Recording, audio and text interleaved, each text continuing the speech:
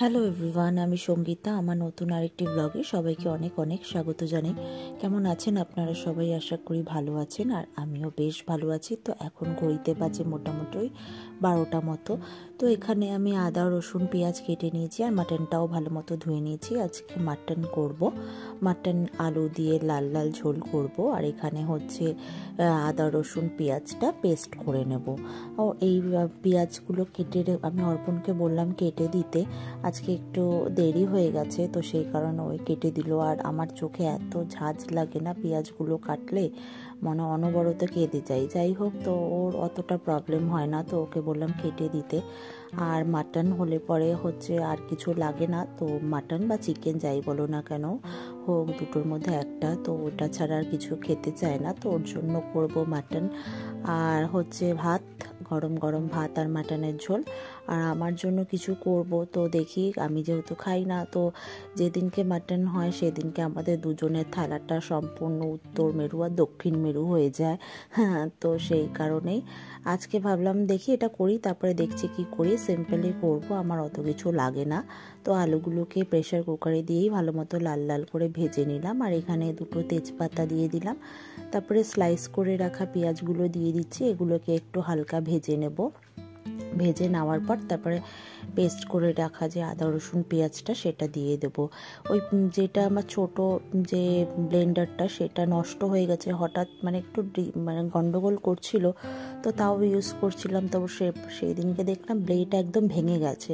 তারপরে নতুন একটা নিয়ে আসলাম, তো সে মানে নতুন এটা কিনতে পাওয়া যায় আলাদা করে, তো সেটাই নিয়ে আসলাম, ইউজ করছিলাম। তো দেখলাম বেশ ভালোই হচ্ছে, কিন্তু ঢাকনাটা একটু লুজ ওপরের, কিন্তু তবু ভালো।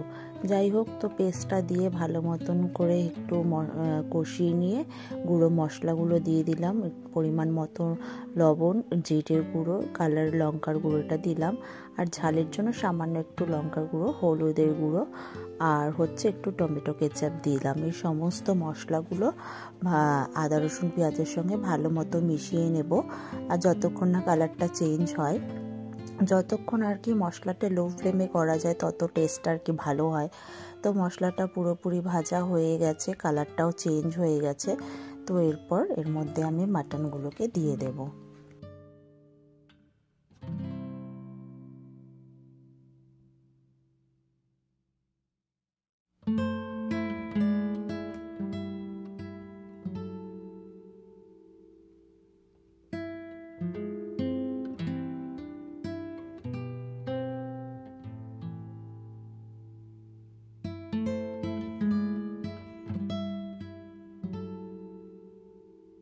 মাটনগুলো ভালো মতন কষিয়ে নিয়েছি ঢেকে ঢেকে, আর দেখতেই পাচ্ছেন ভালো মতো তেল ছেড়ে দিয়েছে। এরপর এর মধ্যে আমি আলুগুলো দিয়ে দিলাম। আলুগুলো দিয়ে একটু নাড়াচাড়া করে তারপরে আমি পরিমাণ মতো জল আর গরম মশলা দিয়ে দেবো।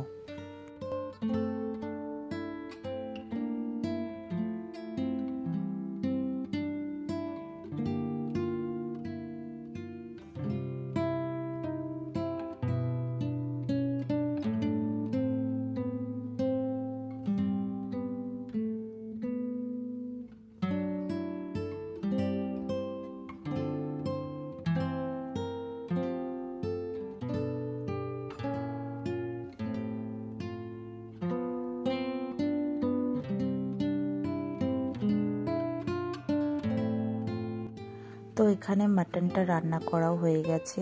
এখানে কালারটা দেখতেই পাচ্ছেন কত সুন্দর কালার এসছে।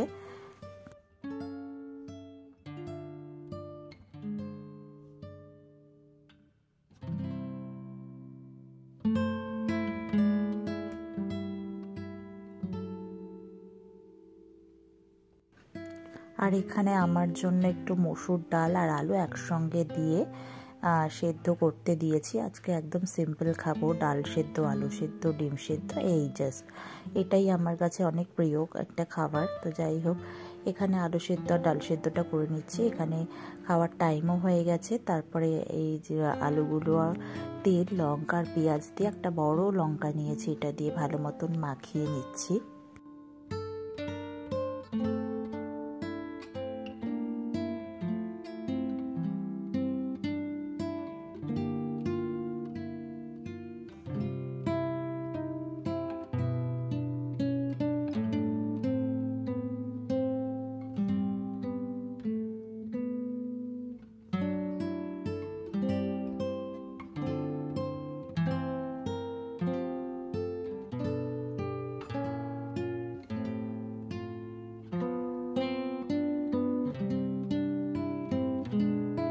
আর এদিকে অর্পণের প্লেটটা রেডি করে নিয়েছি, ভাত, এক টুকরো গন্ধরাজ লেবু আর মাটন, আর কিছু না।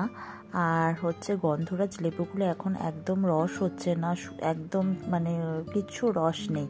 এই শীতকালে শশার লেবুটার ভীষণ প্রবলেম করে, শশাও যেমন তেতো হয় আর লেবুর কোনো রস হয় না, প্রত্যেক বছর একই জিনিস দেখে থাকি।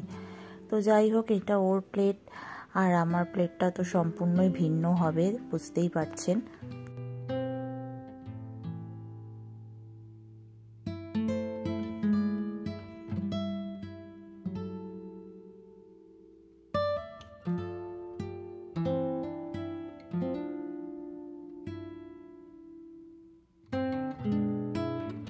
আর এখানে আমার প্লেট ভাত নিয়ে নিয়েছি, ডিম সেদ্ধ, আর এটা কিন্তু মুরগির ডিম, দেশি মুরগির ডিম, তাই ছোট ছোট সাইজ, তাই দুটো নিয়েছি।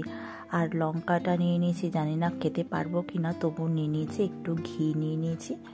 আর এখানে আলু সেদ্ধ পেঁয়াজ দিয়ে মাখানো যেটা করলাম, আর ডাল সেদ্ধ, ব্যাস এটাই আমার খাবার আজকে।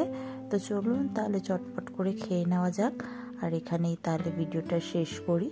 কিন্তু এটা কিন্তু খেতে বেশ ভালো হয়েছিল। তো যাই হোক, ভিডিওটা ভালো লেগে থাকলে একটা লাইক করে দেবেন, পেজ থেকে দেখে থাকলে ফলো করে দেবেন, আর ইউটিউব থেকে দেখে থাকলে সাবস্ক্রাইব করে দেবেন। পরে আবার দেখা হচ্ছে একটা নতুন ভিডিওর সঙ্গে। সবাই ভালো থাকবেন, সুস্থ থাকবেন, টাটা।